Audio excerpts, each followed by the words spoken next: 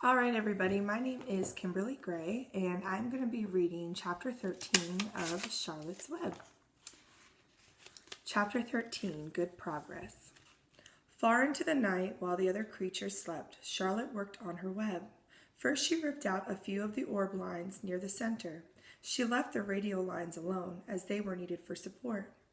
As she worked, her 8 legs were a great help to her. So were her teeth. She loved to weave, and she was an expert at it. When she was finished ripping things out, her web looked something like this. See? A spider can produce several kinds of thread. She uses a dry, tough thread for foundation lines, and she uses a sticky thread for snare lines, the ones that catch and hold insects.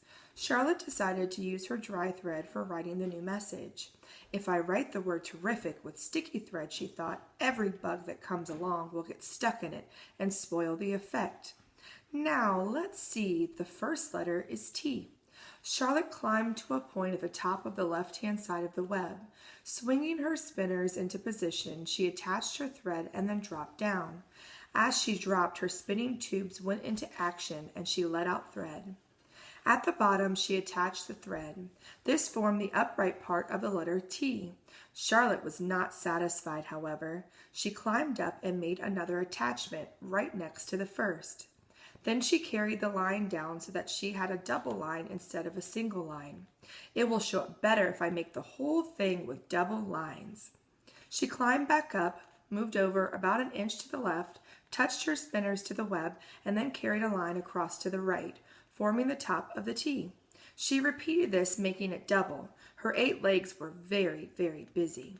Now for the E. Charlotte got so interested in her work. She began to talk to herself, as though to cheer herself on. If you had been sitting quietly in the barn cellar that evening, you would have heard something like this. Now for the R, up we go. Attach, descend, pay out line. Ooh, attach, good, up you go. Repeat, attach, descend, pay out line. Ooh, girl, steady now. Attach, climb, attach. Over to the right, pay out line, attach. Now right and down and swing that loop and around and around. Now into the left, attach, climb, repeat. Okay, easy, keep those lines together. Now, then, out and down for the leg of the R. Pay out line, ooh, attach, ascend, repeat, good girl. And so, talking to herself, the spider worked at her difficult task. When it was completed, she felt hungry.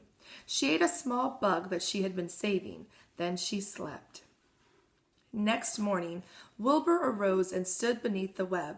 He breathed the morning air into his lungs. Drops of dew catching the sun made the web stand out clearly. When he arrived with breakfast, there was the handsome pig, and over him, woven neatly in block letters, was the word terrific, another miracle. He rushed and called Mr. Zuckerman. Mr. Zuckerman rushed and called Mrs. Zuckerman. Mrs. Zuckerman ran to the phone and called the Arables. The Arables climbed into their truck and hurried over. Everybody stood at the pig pen and stared at the web and read the word over and over, while Wilbur, who really felt terrific, stood quietly, swelling out his chest and swinging his snout from side to side. Terrific, breathed Zuckerman in joyful admiration. Edith, you better phone the reporter on the Weekly Chronicle and tell him what has happened. He will want to know about this. He may want to bring a photographer. There isn't a pig in the whole state that is as terrific as our pig. The news spread. People who had journeyed to see Wilbur when he was some pig came back again to see him now that he was terrific. That afternoon, when Mr. Zuckerman went to milk the cows and clean out the tie-ups, he was still thinking about what a wondrous pig he owned. "Lurvy," he called, "there is to be no more cow manure thrown down into that pig pen. I have a terrific pig. I want that pig to have clean, bright straw every day for his bedding. Understand?" "Yes, sir," said Lurvy. "Furthermore," said Mr. Zuckerman, "I want you to start building a crate for Wilbur.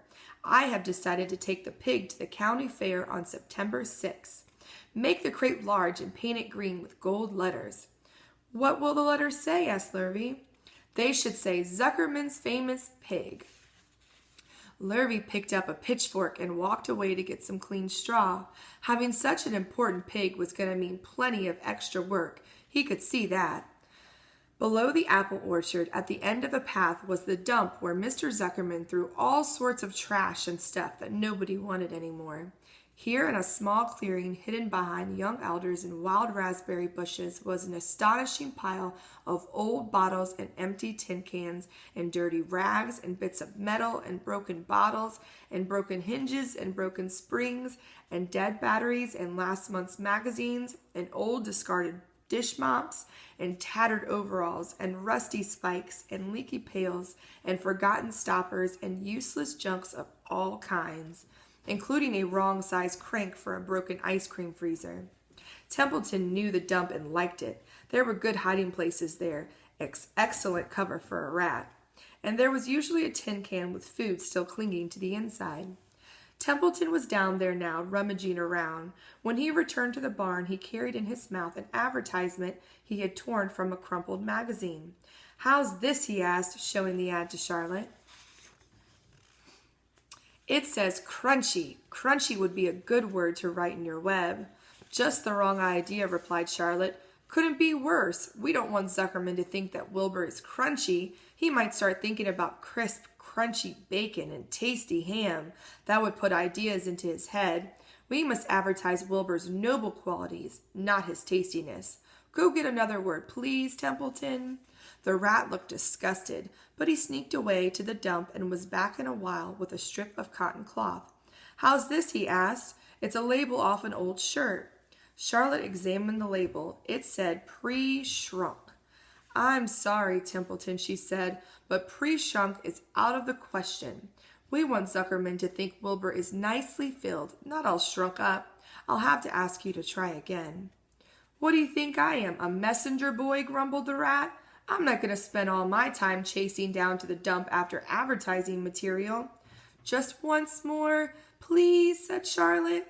"I'll tell you what I'll do," said Templeton. "I know where there's a package of soap flakes in the woodshed. It has writing on it. I'll bring you a piece of the package." He climbed the rope that hung on the wall and disappeared through a hole in the ceiling. When he came back, he had a strip of blue and white cardboard in his teeth. "There," he said triumphantly. "How's that?" Charlotte read the words, "with new radiant action." "What does it mean?" asked Charlotte, who had never used any soap flakes before in her life. "How should I know?" said Templeton. "You asked for words, and I brought them. I suppose the next thing you'll want me to fetch is a dictionary."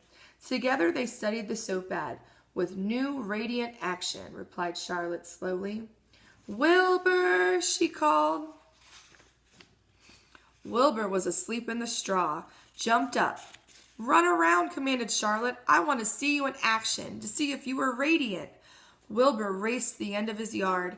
"Now back again, faster," said Charlotte. Wilbur galloped back. His skin shone. His tail had a fine, tight curl in it. "Jump into the air," cried Charlotte. Wilbur jumped as high as he could. "Keep your knees straight and touch the ground with your ears," called Charlotte. Wilbur obeyed. "Do a backflip with a half twist in it," cried Charlotte. Wilbur went over backwards, writhing and twisting as he went. "Okay, Wilbur," said Charlotte. "You can go back to sleep, okay? Templeton, the soap ad will do, I guess. I'm not sure Wilbur's action is exactly radiant, but it's interesting." "Actually," said Wilbur, "I feel radiant." "Oh, do you?" said Charlotte, looking at him with affection. "Well, you're a good little pig, and radiant you shall be. I'm in this thing pretty deep now. I might as well go the limit."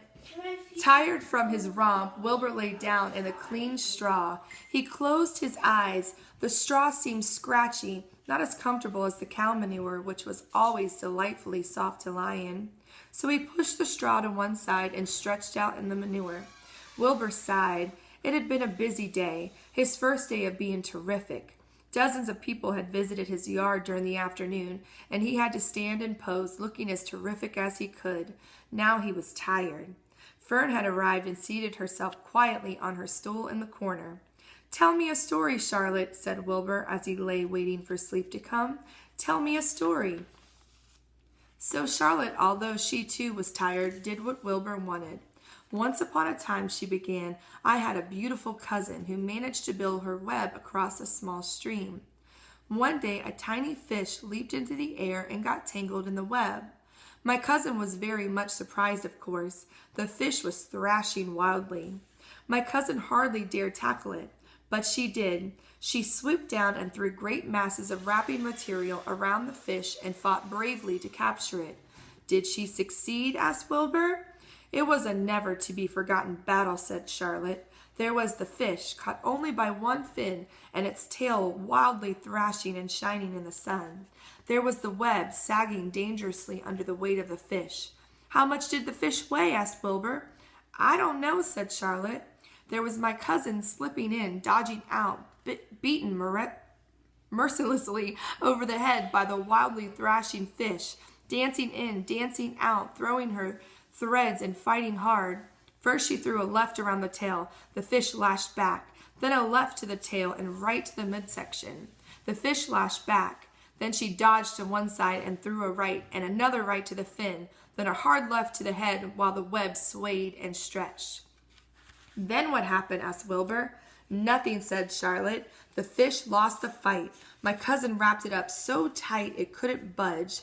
Then what happened? Asked Wilbur. Nothing, said Charlotte. My cousin kept the fish for a while, and then when she got good and ready, she ate it. Tell me another story, begged Wilbur. So Charlotte told him about another cousin of hers who was an aeronaut. What's an aeronaut? Asked Wilbur. A balloonist, said Charlotte. My cousin used to stand on her head and let out enough thread to form a balloon. Then she'd let go and be lifted into the air and carried upward on the warm wind. Is that true? Asked Wilbur. Or are you just making this up? It's true, replied Charlotte. I have some very remarkable cousins. And now, Wilbur, it's time he went to sleep. Sing something, begged Wilbur, closing his eyes. So Charlotte sang a lullaby while crickets chirped in the grass and the barn grew dark. This was the song she sang.